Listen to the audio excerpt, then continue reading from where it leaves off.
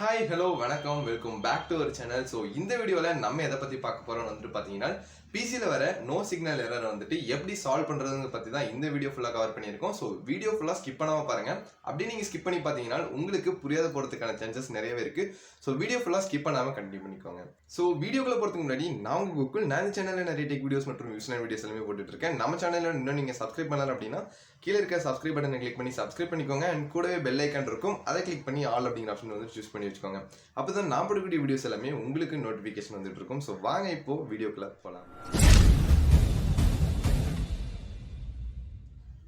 இந்த no signal error அப்படிங்கிறது என்ன ஆகும்னு உங்களுக்கே தெரியும். ஸோ நீங்க வந்துட்டு சிஸ்டம் ஆன் பண்ணுவீங்க, சிபியூ ஆன் பண்ணாலுமே மானிட்டர்ல வந்துட்டு பாத்தீங்கன்னா நோ சிக்னல் அப்படின்னு சொல்லிட்டு தான் காட்டும்.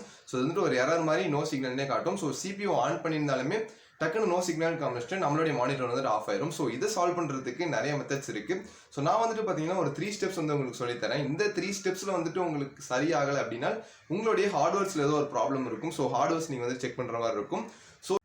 ஸோ ஃபர்ஸ்ட் ஸ்டெப்பாக நீங்கள் பண்ண வேண்டியது என்ன வந்துட்டு பார்த்தீங்கன்னா, ஒயர்ஸ் எல்லாமே போர்ட்டில் கரெக்டாக கனெக்ட் ஆயிருக்கா, இல்லை வந்துட்டு பார்த்தீங்கன்னா பாதி யூஎஸ்பி போர்ட் வந்துட்டு கரெக்டாக இருக்கும், அதுக்கப்புறம் மீதி வந்துட்டு வெளியே இருக்கும். ஸோ லூஸாக இருக்குது அப்படின்னா நீங்கள் வந்துட்டு அதெல்லாமே டைட் பண்ணிவிட்டு திரும்ப ஒரு டைம் ஆன் பண்ணி பாருங்கள்.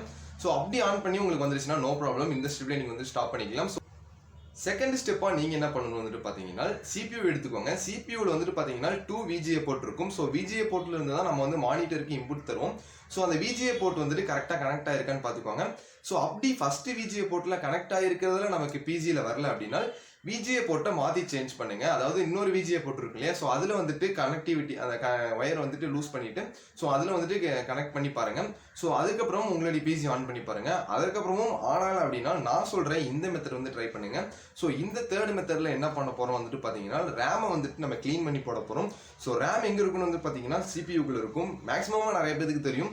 ஸோ தெரியாதவங்களுக்கு நான் ஃபாலோ பண்ணுறேன் இந்த டிப்ஸ் எல்லாமே ஃபாலோ பண்ணிட்டு ஸ்டெப்ஸ் எல்லாமே கரெக்டாக ஃபாலோ பண்ணி கரெக்டாக நம்மளுடைய எரேசர் ₹1 எரேசர் வேணும். ஸோ அந்த எரேசரை வச்சு நம்ம வந்துட்டு ரேமை க்ளீன் பண்ணி திரும்ப அதில் அப்லோட் பண்ணி நம்ம வந்துட்டு ட்ரை பண்ணலாம். ஸோ இதெல்லாமே இதை ஃபாலோ பண்ணி நீங்கள் ட்ரை பண்ணுங்க, உங்களுக்கு வந்துட்டு கரெக்டான சொல்யூஷன் வந்து கிடைக்கும். ஸோ அதுக்கப்புறம் வரலன்னா ஹார்ட்வேர்ஸை கண்டிப்பாக செக் பண்ணி ஆகணும். ஸோ வாங்க இந்த ரேமை கரெக்ட் பண்ணி ரேஸ் பண்ணி போட்டு பார்க்கலாம். ஸோ அந்த ஸ்டெப்ஸை நீங்கள் ஃபாலோ பண்ணிக்கோங்க. கைஸ், இந்த நோ சிக்னல் ப்ராப்ளம் எப்படி வரும்னு வந்துட்டு பார்த்தீங்கன்னா, ஸோ நம்ம வந்துட்டு மானிட்டர் ஆன் பண்ணோடனே ஏசர் அப்படின்னு சொல்லிட்டு நம்மளுடைய லோகோ காமிக்கும். நெக்ஸ்ட் வந்து பார்த்தீங்கன்னா நோ சிக்னல் தான் காட்டும். ஸோ விண்டோஸ் காட்டாது. ஸோ இந்த ப்ராப்ளமை எப்படி சால்வ் பண்ணுறதுன்னு சொல்லித்தரேன். ஸோ ஃபஸ்ட்டு வந்துட்டு நம்மளுடைய சிபியூ வந்துட்டு எடுத்துக்கோங்க. எடுத்ததுக்கப்புறம் சைடில் இருக்க டோரை வந்துட்டு ஓப்பன் பண்ணிக்கோங்க. ஸோ ஸ்க்ரூ 2 இருக்கும். ஸோ அந்த 2 ஸ்க்ரூவை கழட்டிட்டு நீங்கள் ஓப்பன் பண்ணிங்கன்னா சிபியூக்கு இன்சைடில் இருக்க எல்லா காம்போனன்ட்ஸுமே உங்களுக்கு வந்துட்டு தெரியும். ஸோ இந்த காம்போனன்ட்ஸில் எது ரேம்னு சொல்லிட்டு ஒரு சிலவங்களுக்கு தெரியும், ஒரு சிலவங்களுக்கு தெரியாது. ஸோ எப்படி ஐடென்டிஃபை பண்ணுறதுன்னு வந்து பார்த்தீங்கன்னா, ஸோ ஃபேன் இருக்கும். ஃபேனுக்கு கீழே வந்துட்டு பார்த்தீங்கன்னா 2 பெரிய சிப் மாதிரி இருக்கும்.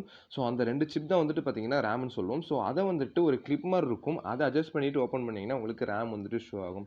ஸோ இந்த சிபியூவில் வந்துட்டு பார்த்தீங்கன்னா 2 ரேம் இருக்குது. அதாவது ஒரு ரேம் 2GB அப்படின்னு சொல்லிட்டு டோட்டலாக 2+2 4GB அதற்கான ரேம் தான் வந்துட்டு பார்த்தீங்கன்னா இந்த சிபியூவோட டோட்டல் ரேம் வந்துட்டு 4GBன்னு சொல்லுவோம். ஸோ இந்த 2 ரேமையும் வந்துட்டு பார்த்தீங்கன்னா ரிமூவ் பண்ணிக்கோங்க. ரிமூவ் பண்ணிவிட்டு நம்ம இதை வந்துட்டு எரேஸ் பண்ண போகிறோம். ஸோ பாட்டமில் இந்த காப்பர் பிளேட் மாதிரி இருக்கு இல்லையா, ஸோ அதை வந்துட்டு நம்ம எரேஸ் பண்ண போகிறோம். ஸோ அதற்கு நம்ம ரிமூவ் பண்ண ரேமை வந்துட்டு ஒரு ரஃப் சர்ஃபேஸில் வைக்காமல் ஒரு ஸ்மூத்தான சர்ஃபேஸில் வச்சுக்கோங்க. பிகாஸ் எந்த டேமேஜும் ஸ்க்ராச்சஸுமே அதில் வந்துட்டு ஆகக்கூடாது. அதற்கப்புறம் ஒரு எரேசர் எடுத்துக்கோங்க. எரேசர் எடுத்துகிட்டு நான் சொன்ன மாதிரி பாட்டமில் இருக்க அந்த காப்பர் கலரில் இருக்க இடத்துல வந்துட்டு பார்த்தீங்கன்னா கிராஜுவலாக பொறுமையாக வந்துட்டு எரேஸ் பண்ணுங்கள். ரொம்பவும் அழுத்தி ரேம் வந்துட்டு எதுவும் டேமேஜ் பண்ணிட வேண்டாம். ஸோ கிராஜுவலாக ரொம்ப பொறுமையாக வந்துட்டு நீங்கள் எரேஸ் பண்ணுங்கள்.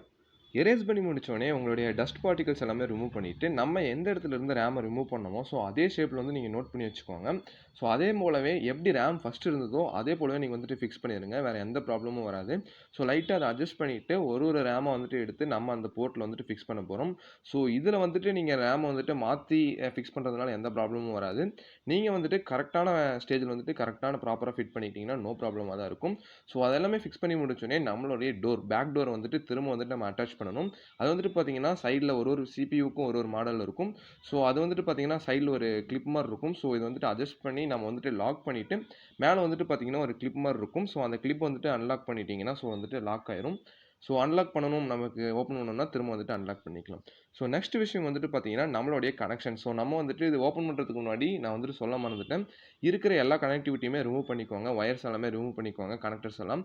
ஸோ அதற்கப்புறம் நம்ம வந்துட்டு இந்த மாதிரி நம்ம திரும்ப வந்து கனெக்ட் பண்ணணும். ஸோ VGA போர்ட்டாக இருக்கட்டும், CPU மவுஸாக இருக்கட்டும் எல்லாமே கனெக்ட் பண்ணணும். ஸோ அதற்கப்புறம் ஈத்தர்நெட்லேருந்து எல்லாமே நான் வந்துட்டு கனெக்ட் பண்ணி முடிச்சிட்டேன். கனெக்ஷன்ஸ் எல்லாமே பண்ணி முடிச்சுட்டு நான் வந்துட்டு CPU ஆன் பண்ணேன். அதே போலவே மானிட்டரும் ஆன் பண்ணி வச்சிருந்தேன். இப்போ வந்துட்டு பார்த்தீங்கன்னா, நமக்கு ஏசர்ன்னு காமிச்சுட்டு நம்மளுடைய பயோஸ் செட்டப் வந்துட்டு ஓப்பன் ஆயிடும். ஸோ இது வந்துட்டு எந்த பிரச்சனையும் இல்ல. பயோஸ் செட்டப்ல நீங்க எதுவுமே பண்ண தேவையில்ல. ஜஸ்ட் எஸ்கேப் கீய குடுத்து எஸ்ன்னு சொல்லிட்டு என்டர் குடுத்துக்கோங்க. ஸோ இதற்கப்புறம் நம்மளுடைய விண்டோ நார்மலா எப்படி வந்துட்டு விண்டோஸ் சொல்லிட்டு ஆக்டிவேட் ஆகி ஆன் ஆகுமோ, அதே போலவே நமக்கு வந்து விண்டோஸ் வந்துட்டு ஆக்டிவேட் ஆயிரும். இது வந்து ரொம்ப நேரம் எடுத்துக்கும்.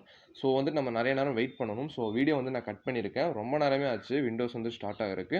ஸோ அதுக்கப்புறம் நம்மளுடைய ஹோம் ஸ்க்ரீன் வந்துரும். ஸோ அதுக்கப்புறம் நம்ம எப்பயும் போல ஒர்க் பண்ணி இந்த ஒரு ப்ராப்ளம சால்வ் பண்றதுக்கு நமக்கு தேவைப்பட்டது ஒரு ₹1 எரேசர் மட்டும் தான் நமக்கு தேவைப்பட்டுச்சு. ஸோ இந்த எரேசர வச்சு நம்ம ரேம கிளீன் பண்ணி போட்டதுனால நம்மளுடைய ப்ராப்ளமே சால்வ் ஆயிடுச்சு. ஸோ இத கிளீன் பண்ணி போட்டதுக்கப்புறம் ஆக்சுவலா உங்க பிசி வந்துட்டு ஃபர்ஸ்ட் எப்படி ரன் ஆயிட்டு இருந்ததோ, அத விட கொஞ்சம் ஸ்பீடா ரன் ஆகுற மாரி எனக்கு தோணுச்சு. ஸோ உங்களுக்கு எப்படி ரன் ஆகுதுங்கிறத பார்த்துட்டு கமெண்ட் பாக்ஸ்ல சொல்லுங்க. ஸோ கைஸ், ஸோ இந்த வீடியோவில் பார்த்துருப்பீங்க, நாங்கள் வந்துட்டு ஒரு கம்ப்யூட்டரை எடுத்துட்டு அதில் இதே மாதிரி நோ சிக்னல் ப்ராப்ளம் வந்துச்சு. ஸோ ஏசர் மானிட்டர் தான். அதற்கு வந்துட்டு நாங்கள் ரேம் வந்துட்டு க்ளீன் பண்ணி போட்டோம். ஸோ ஃபஸ்ட்டு சொன்ன அந்த 2 ஸ்டெப்ஸ் நாங்கள் ட்ரை பண்ணி பார்த்தோம். ஸோ ட்ரை ஆகலை. அதற்கப்புறம் இந்த ரேமை க்ளீன் பண்ணி போட்டோம். ஸோ அதற்கப்புறம் பிசி வந்துட்டு ஆன் ஆயிடுச்சு. ஸோ இதே போல் உங்களுக்கும் நீங்கள் ட்ரை பண்ணி பாருங்கள், கண்டிப்பாக ஒர்க் ஆகும்னு நினைக்கிறேன். ஸோ அப்படி ஒர்க் ஆகலனா ஹார்ட்வேர்ஸை செக் பண்ணி பாருங்கள். ஸோ இந்த வீடியோ உங்களுக்கு ரொம்ப யூஸ்ஃபுல்லாக இருந்திருக்கும்னு நினைக்கிறேன். இதே போல் உங்கள் ஃப்ரெண்ட்ஸ் யாரும் அந்த ப்ராப்ளம் ஃபேஸ் பண்ணிட்டு இருந்தால் உங்களுடைய ஃப்ரெண்ட்ஸ்க்கும் இந்த வீடியோ வந்துட்டு ஷேர் பண்ணி விடுங்க. அண்ட் மறக்காமல் நம்ம சேனல் இன்னும் நீங்கள் சப்ஸ்கிரைப் பண்ணலன்னா சப்ஸ்கிரைப் பண்ணிக்கோங்க. இந்த வீடியோக்கு ஒரு லைக் பண்ணிக்கோங்க. ஸோ இதே போல் சூப்பரான வீடியோஸில் நான் மீண்டும் சந்திக்கிறேன். அதுவரை உங்களிடம் விடைபெறுவது நான் உங்கள் கோகுல். தேங்க்யூ ஃபார் வாட்சிங். Take care. பாய்.